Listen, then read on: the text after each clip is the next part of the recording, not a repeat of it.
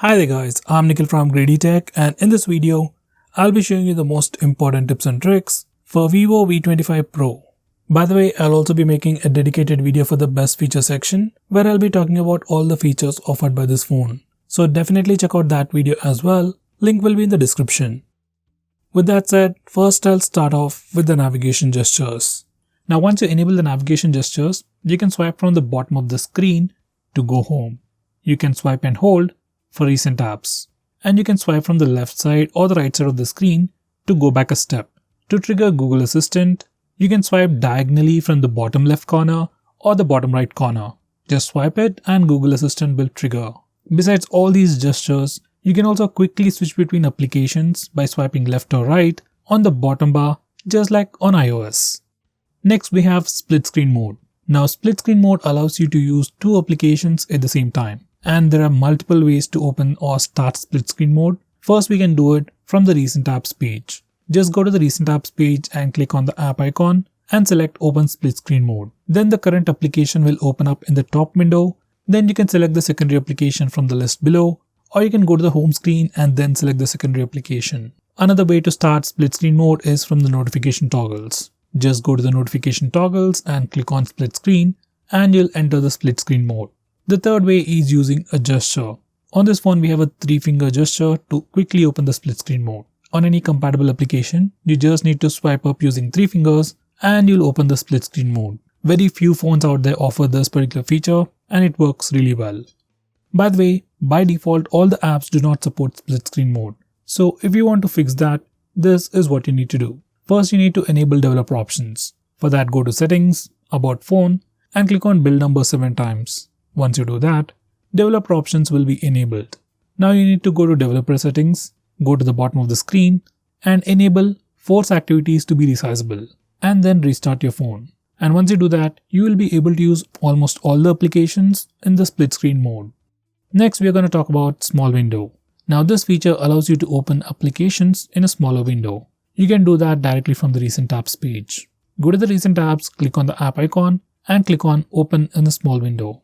Once you do that, that particular application will open up in a floating window. You can move it around, you can resize it, you can minimize it into a pop-up bubble. When you click on the bubble, it opens up in a mini window. Next, we also have the option to maximize the app to full screen or close it. By the way, we can only use one application in mini window and we can't use it along with split screen mode. Next, I'm going to show you different ways to take screenshots on your phone. First way is using the buttons. You can just press the volume down and power button both at the same time to take a screenshot. Next, we also have the 3-finger screenshot gesture on this phone. It's enabled by default. If it doesn't work, you can just enable it. Now this is how it works. Once you enable this feature, just swipe down using 3 fingers and you'll be able to take a screenshot. It's very simple and it's very handy. Next, I'm going to show you how to take long screenshots. To take a longer screenshot, first you need to take a regular screenshot. You can either use the buttons or the gesture. Now once you take a screenshot, you get a preview and from here, click on long screenshot button and then your phone will automatically take a longer screenshot. Now besides all this, we also have a feature called as capture on this phone which offers tons of features related to taking screenshots. You can access it from the notification toggles. From here, you can take a long screenshot, a rectangular screenshot where we can just crop the preview screen. We can take funny screenshots. In that we have shaped screenshots where we can take screenshots in different shapes. We have lasso screenshots where you can just draw a shape on the screen and you'll get that exact screenshot. We also have doodle screenshots where you can doodle on the screen and it's captured as a screenshot. We can also record animations, that's basically recording the entire screen or just part of the screen. You can record it for 15 seconds and save it as a GIF. Next we have the regular screen recording where we can record the entire screen for a prolonged period of time. Next we have eye protection mode. Now using phones or computer displays late at night will affect our sleep because of the blue light emitted by the display. So to prevent that, we have this feature called eye protection mode on your phone which puts a warm tint on the screen. You can enable it from the toggles or from the display settings and you can also schedule it to automatically turn on and turn off. We can also change the intensity of this warm tint. I would personally recommend you to use it right from today. Next we have bubbles for chat conversations. Now this is another feature that really doesn't work, but it's a pretty cool feature overall. Once you enable this feature, Every time you get a message from apps like Messages or even WhatsApp, conversations will appear as floating icons on top of other applications. Currently, this feature only works with few apps and we can't even choose which apps either. As I've said, it's not working that well, but it's a pretty cool feature and might be fixed in the future updates. Next, I'm going to show you how you can lock applications on your phone. Now this is a built-in feature. You don't need to install any third-party application to do that, and you can lock any of these applications on your phone. By the way, you can unlock these locked applications either with a password, face unlock, or even with a fingerprint scanner. You can configure all that from settings. It's a pretty cool feature that comes built with the phone.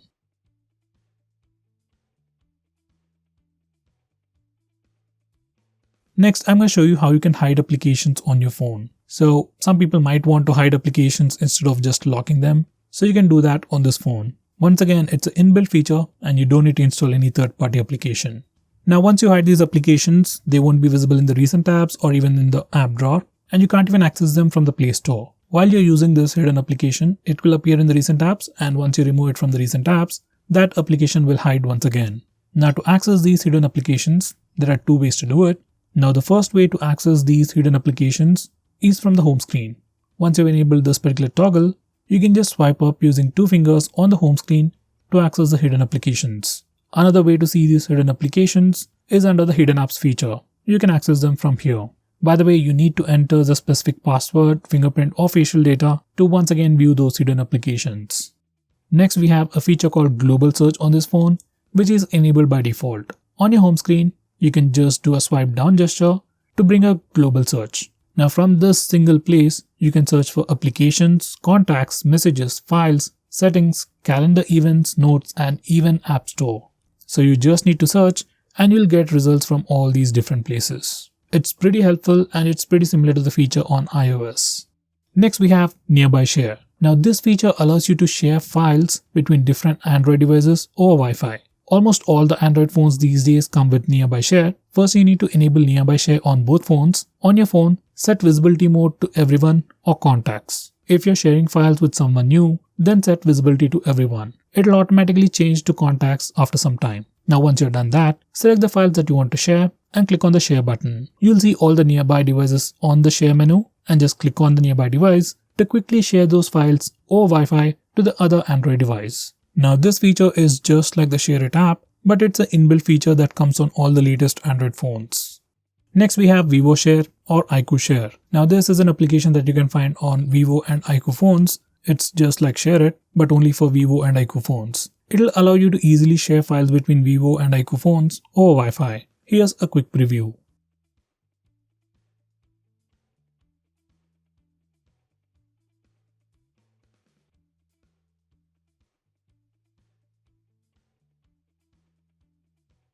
Next we have Easy Share. Now this is another sharing application, once again which works like Share It. But you can download it on other phones from the Play Store. Once again, this application allows you to share files over Wi-Fi between two different Android devices very easily. Best part about this application, there are no ads.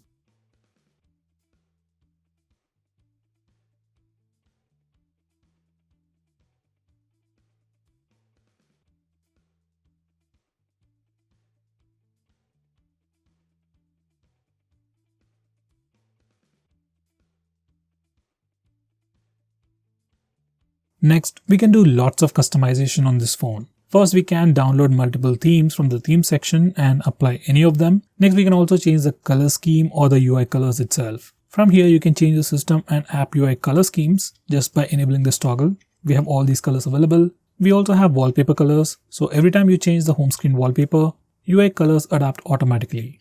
This particular color adaptation applies only to the compatible applications.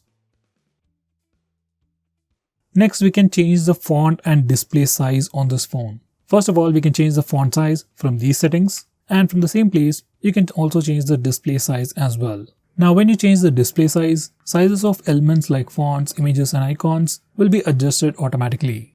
Next, we have notification history. Now, once you enable this particular feature, all the notifications that you get will be recorded in the notification history place. So even if you accidentally dismiss a notification from your notification bar, you can still find them in the notification history panel. I would definitely recommend you to use this feature. Next, we have privacy dashboard.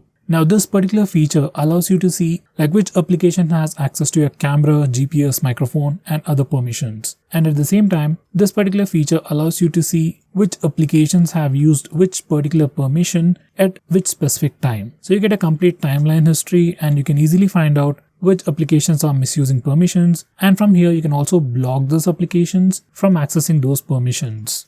Next we have a very important security feature called app pinning. Now this is very important if you're someone who often lends your phone to some other stranger or even your friends. Now once you enable this toggle, you will be able to pin applications from the recent apps page. Once you pin an application, you can't go to the home screen, open camera app or open the gallery application. So it improves the security a lot. To unpin an application or to close the app, from the navigation gestures, you can just swipe up from the bottom twice and it takes you to the lock screen, and once you enter the password, that application will be unpinned. If you're using navigation buttons, you can press and hold back button and recent apps button and it will take you to the lock screen. Once again, you can unlock the phone to unpin the application.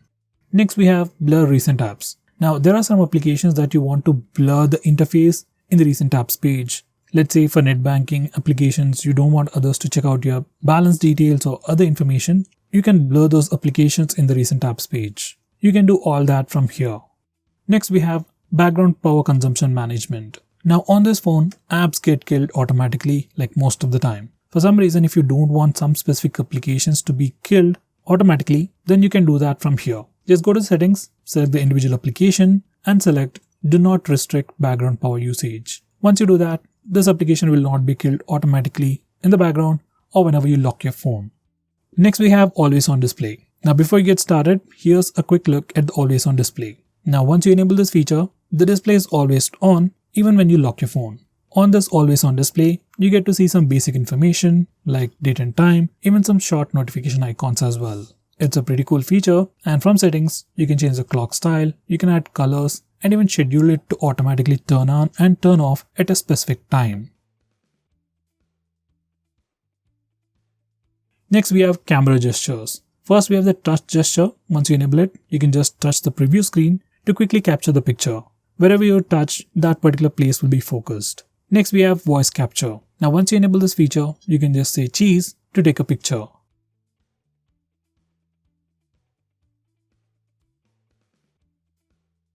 Next we have palm capture. Now once you enable this gesture, you can just show your palm for both the front and rear cameras to take a picture automatically after 2 seconds. Here's a quick preview. Next we have a quick shortcut to rotate photos. Normally on other phones, if you want to rotate a photo, you have to select the photo, go to edit and then rotate. But on this phone, on the default albums application, you can just select the photo, open it up and then put 2 fingers on the screen and rotate them manually, clockwise or anti-clockwise to rotate that image. It's a really useful shortcut and I wish others implement this feature as well. Next we have some brand new photo editing options on this phone. Now once again, to use these editing options, we need to open the albums application. Just select the application, go to edit and we have tons of photo editing tools. Out of them all, you might be interested in object eraser where you can erase some objects in the photo. It is still in the beginning phase, but this particular feature works really well.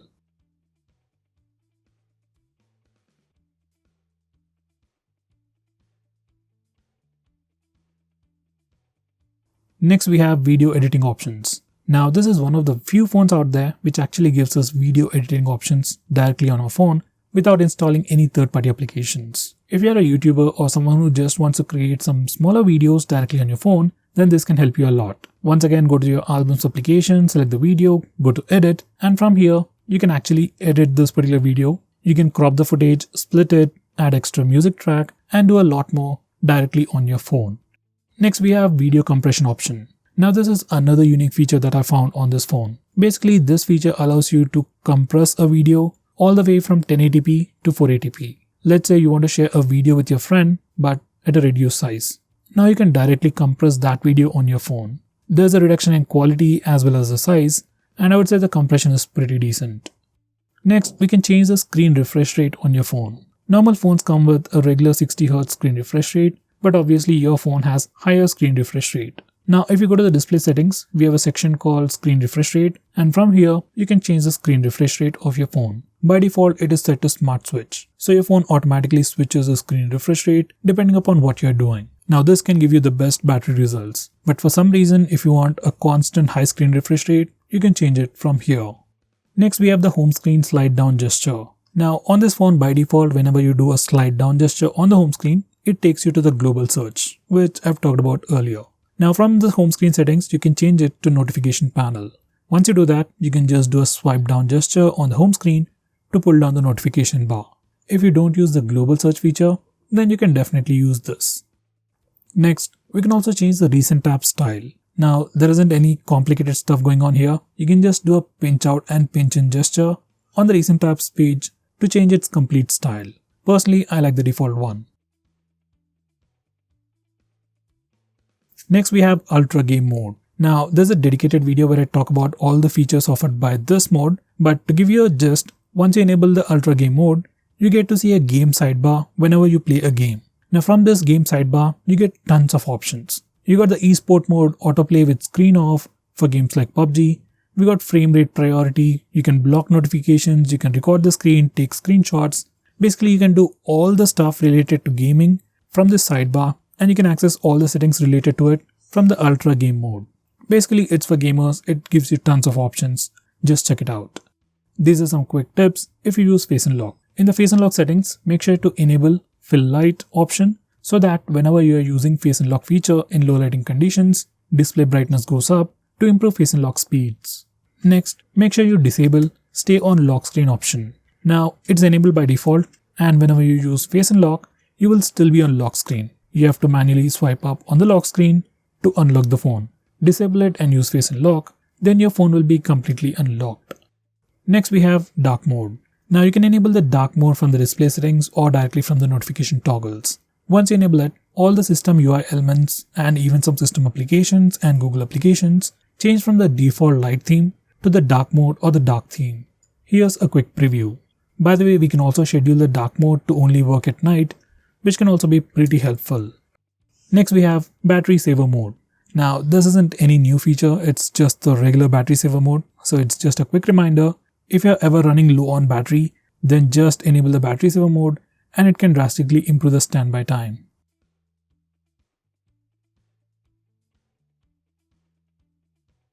Next we have default app management. Now from this place, you can change your default phone dialer, default SMS application, default browser and so on. So if you want to change it, you need to come to this place. Next we have flash notification. Now once you enable this feature, every time you get a call or notification, your flashlight blinks and gives you a notification. Now this particular feature can be pretty handy if your phone is lost and is in silent mode. Next we have Smart Click or Quick Action. Now once you enable this feature, whenever your phone is locked, you can press and hold the volume down button to turn on the flash. This is a very useful shortcut.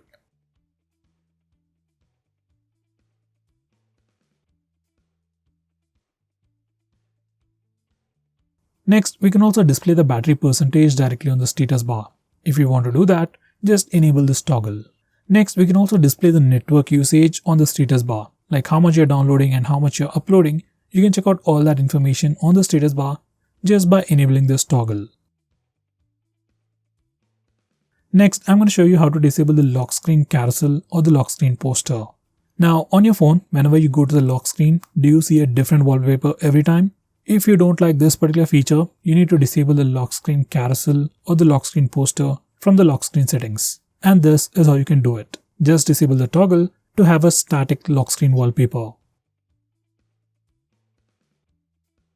Next, I'm going to show you another important security feature. Once you enable this feature, let's say you lost your phone or just misplaced it, then no one will be able to completely shut it down from the lock screen. To turn it off, you need to unlock the phone and then only you can restart the phone or shut it off. Once again, it's a very important security feature and I would recommend you to enable it. So guys, these are the most important tips and tricks for your phone. If I missed out on anything important, do let me know by commenting below this video. With that said, this is Nikhil signing off.